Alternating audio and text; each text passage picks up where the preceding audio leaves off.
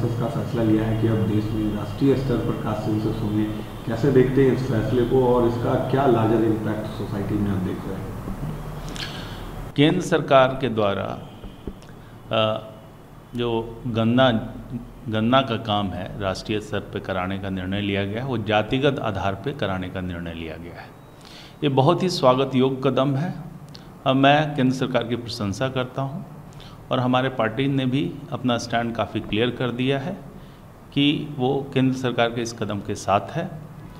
और जैसा आप जानते हैं कि बहुत पहले से ही हमारे नेता माननीय नीतीश कुमार जी की ये मांग रही है और इस मुद्दे को उन्होंने संसद में भी उठाया है। बहुत पहले की बात है और उसकी जो स्पीच है वो भी वायरल है कि 1994 में ही उन्होंने संसद में इस बात को उठाया था और उसके पहले भी इस पर चर्चा की थी कि जातीय आधार पे जनगणना होना चाहिए।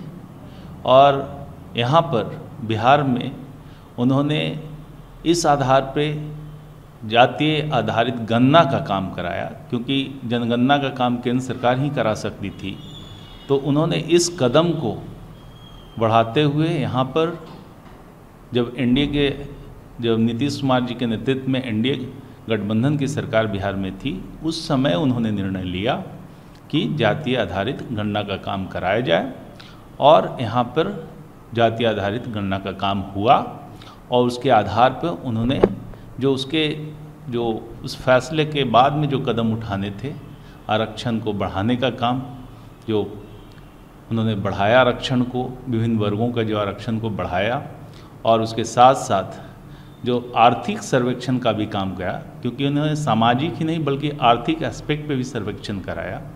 और आर्थिक आधार पर उन्होंने देखा कि जो जातियां पीछे रह गई हैं उन सब वर्गों के लिए भी उन्होंने 2 लाख रुपए की स्कीम, उन सभी के लिए भी करीब 1 करोड़ के आसपास के ऐसे परिवार थे जिनके लिए इस तरह की स्कीम उन्होंने सैंक्शन भी किया। तो ना सिर्फ उन्होंने गणना का काम कराया बल्कि उसके साथ साथ उस पर क्या क्या कदम उठाने हैं उन्होंने एक राह बता दी।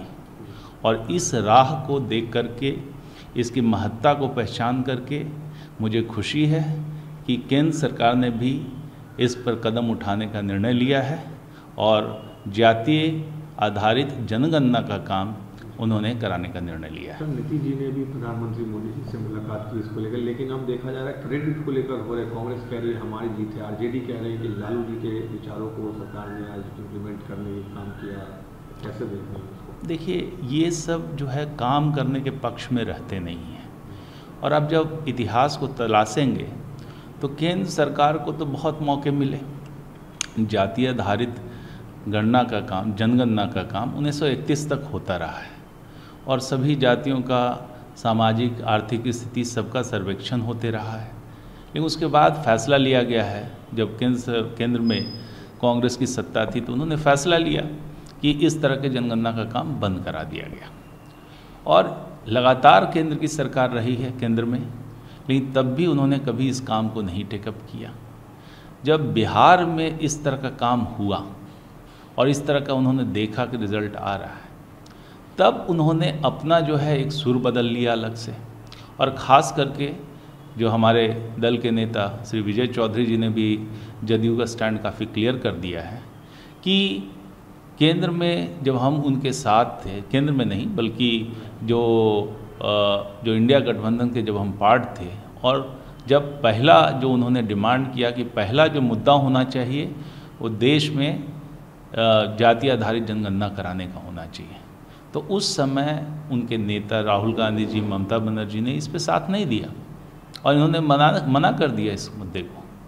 और जब अलग हो गए हम लोग, तब वो इस मुद्दे को अपने साथ भुनाने की कोशिश कर रहे हैं। तो स्पष्ट है, जब इतने वर्षों से कांग्रेस ने कुछ नहीं किया, केंद्र में और विभिन्न राज्यों में उनकी सरकार रही है, किसी ने भी कुछ नहीं किया। अब इस जस्ट मुद्दे को भुनाने की वो कोशिश कर रहे हैं, क्रेडिट लेने की कोशिश कर रहे हैं।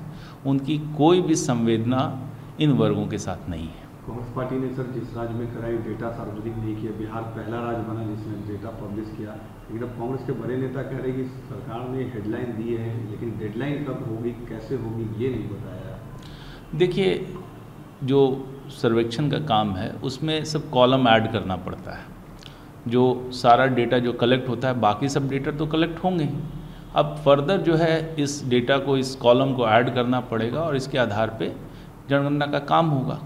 जनगणना के काम में समय लगता है और जब इसमें भी काफ़ी विलम्ब हुआ है।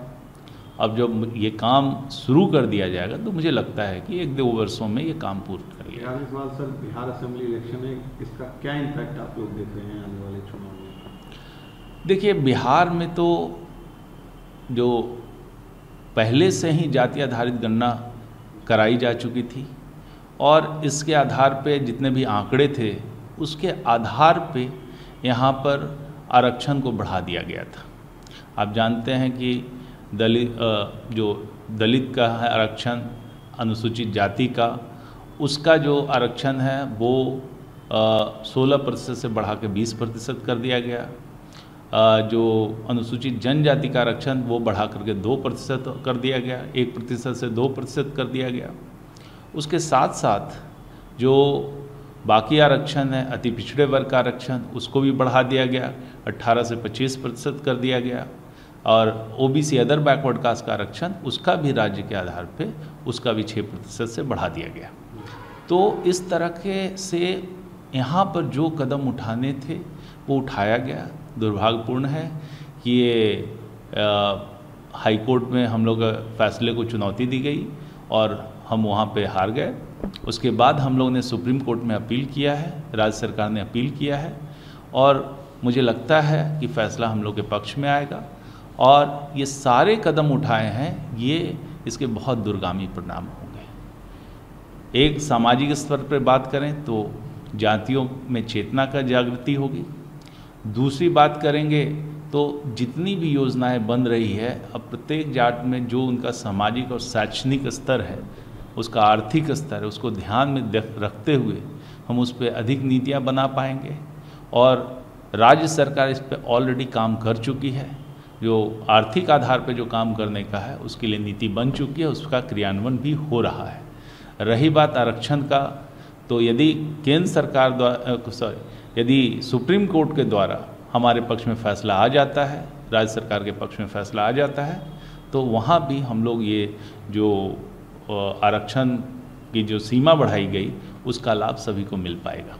इस फैसले के बाद 2025 फिर से नीतीश जो स्लोगन है उसको मजबूती मिलेगी जिस तरीके से नीतीश जी को? नहीं, इस फैसले के बाद ये एक बात तो स्पष्ट हो गई कि नीतीश जी की जो सोच है वो बहुत दूरगामी रहती है, व्यापक रहती है और इसको सभी ने सराहा है। और इसी का परिणाम है कि केंद्र सरकार ने भी इस बात की सहमति दी है कि भाई जो माननीय नीतीश जी का जो निर्णय था वो उसको सही एक तरह से ठहराया है और पूरे देश में जो उनकी मांग थी इसको कराया जाना चाहिए, वो काम कराया जा रहा है। अब देखिए, कई पार्टियां ऐसी हैं जिनको इससे कोई मतलब नहीं है, जो ना कोई काम करते हैं, पहले से भी उन्होंने कुछ नहीं किया, और जब वो सत्ता में रहते हैं तो कुछ नहीं करते हैं, और विपक्ष में रहते हैं तो झूठ मूठ का क्रेडिट लेने का काम करते हैं।